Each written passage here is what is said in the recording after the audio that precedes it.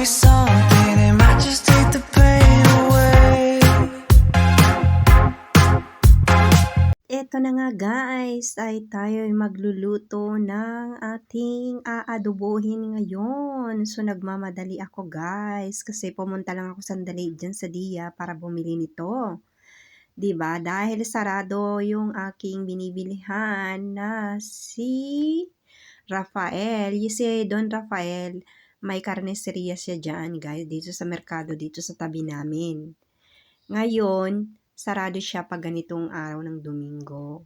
So, pumunta ako sa Dia dahil gusto ng anak ko ng adobo daw ang gusto niya. So, nagmadali ako lumabas para makabili nito guys. Pero talagang actually kapag nagluluto ako ng mga ganito, lalo na pag nandito ang mami ko, na madamihan na karne, ay bumibili ako kay Rafael, kay Senyor Rafael. Ang asawa niya ay Pilipina guys. Dito sa may Chamberi, dito sa may amin, yung merkado dito sa may amin. Yung unang bungad ng pintuan na maliit, yung iskina nun, doon yung kanyang tindahan ng karnihan. Kapag sa May naman kayo, yung pinakamalaki na pintuan doon, sa entrance na yun, so pag sa entrance nyo, ay sa kanan siya. So, siya yung pinakadulos doon sa kanan, sa unang bungad. So, kaya makikita nyo kaagad siya kasi siya naman yung pinaka doon sa kanan na karnihan talaga. And then, ito na nga guys, sa tiniwa-hiwa ko na yung ating karning maliliit. Malambot naman yung kanyang may buto-buto yan guys. Ang ginawa ko ay inano ko na lang ng gunting, hiniwa-hiwa. At ito na nga at lalagay natin siya dyan sa aking kawa. Kawa ba ang tawag dyan? Hindi naman siya, parang kawali siya na mataas siya guys. And then, papakuluan natin siya pagkatapos tatanggalin natin yung sabaw at hugasan tapos pakukuluan ulit natin. At guys, eto na nga ay ang ating patatas at balatan na natin at hiwain na natin. At syempre, kailangan nating hugasan ng maayos or maigi para matanggal yung kanyang dyan, yung lumalabas sa kanyang dagta ba ang tawag dyan. So, ito na nga at syempre hiwa-hiwain natin din siya ng pakwadra-kwadrado. Depende sa gusto nyo guys ha. Kasi ako ito ang ultimong ilalagay ko. Kasi pang to patata asaw. So, malambot siya, madali siya. Hindi siya pang French fries na patatas, kaya madali siyang maluto. Kasi malambot naman tong patatas na ating ilalagay. Pang garnish yun, kumbaga ito. So, madali siyang maluto guys. So, ang paghiwa ko ay ganyan lang siya, ganyan. Depende kung anong gusto nyo, hiwain nyo sa tabla o ganyan din sa kamay. So, ito na nga at syempre magpiprepare tayo ng ating bawang at saka sibuyas guys. So, ito naman ay gagamit lang ako ng mga 5 pirasong bawang. Pagkatapos pitpitin ko muna siya dyan, saka ko babalatan kasi nahihirapan ako guys kapag binabalitan ko siya ng buo pa yung kanyang tawag dyan, yung kanyang balat. So, ang ginagawa ko, ginaganyan ko na siya dyan, basta ako tatanggalin yung balat, guys. So, pero hindi naman lahat tinatanggal ko kasi mas gusto ko may balat-balat pa rin at maamoy siya, mabango ang bango ng pagprito niya, 'di ba? Kapag may balat-balat. So, ito na nga guys at ito yung unang kulo at syempre tatanggalin natin siya diyan, yung kanyang pinakasabaw, yung unang sabaw at hugasan nga natin 'to para matanggal ang kanyang amoy.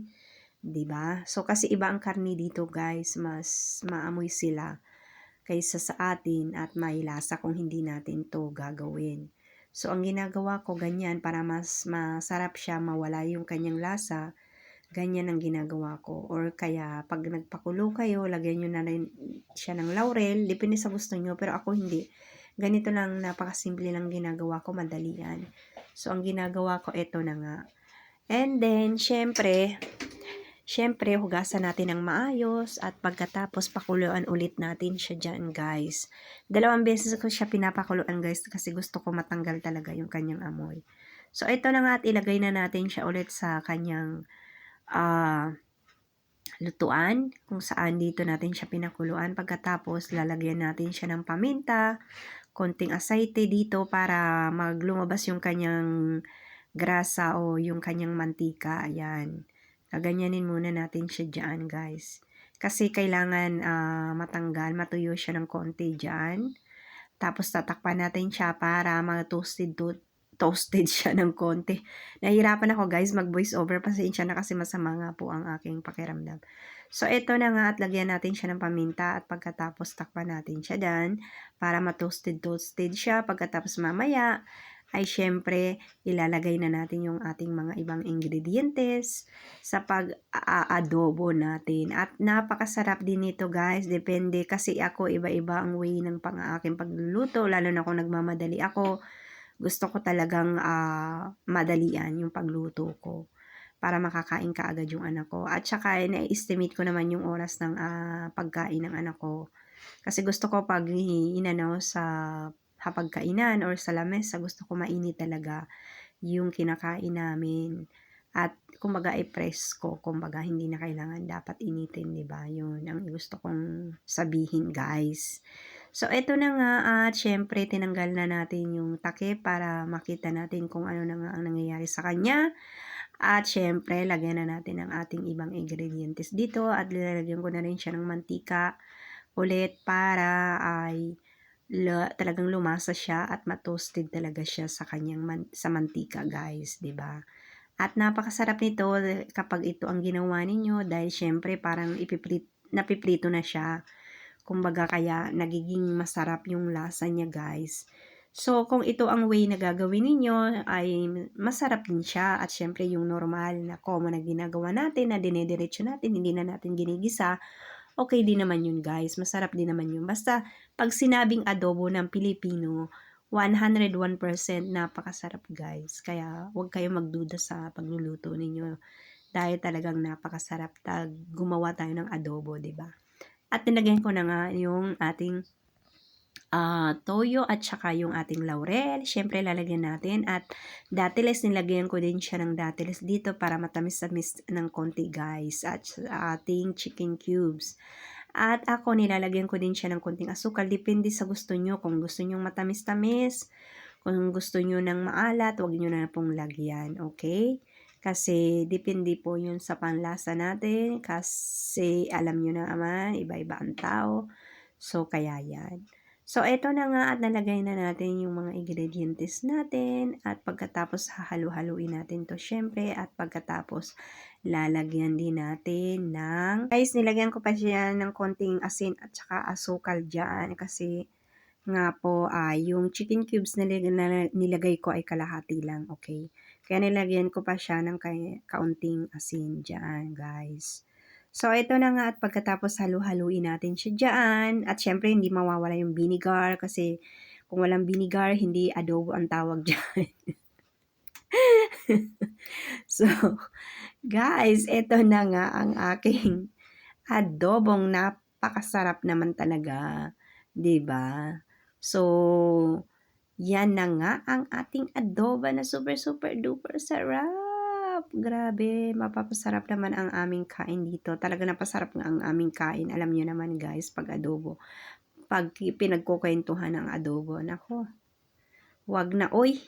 Yung ating dieta ay nawawala talaga, 'di ba? Nasisira yung ating dieta kapag ito ang ulam na pinagchismisan natin at tatikman. Nako, grabe talaga. 'Di ba? At syempre, nilagay ko na nga ang ating bawang diyan. At yung ating patatas, syempre. At syempre, halu-haluin din natin siya dyan para maging masarap. At syempre, kaunting tubig para lumambot kaagad yung kanyang patatas dahil yung ating karne ay malamot-lamot na siya dyan dahil sa ating pagpiprito-prito kanina, yung ating pagisa-gisa kanina, 'di ba?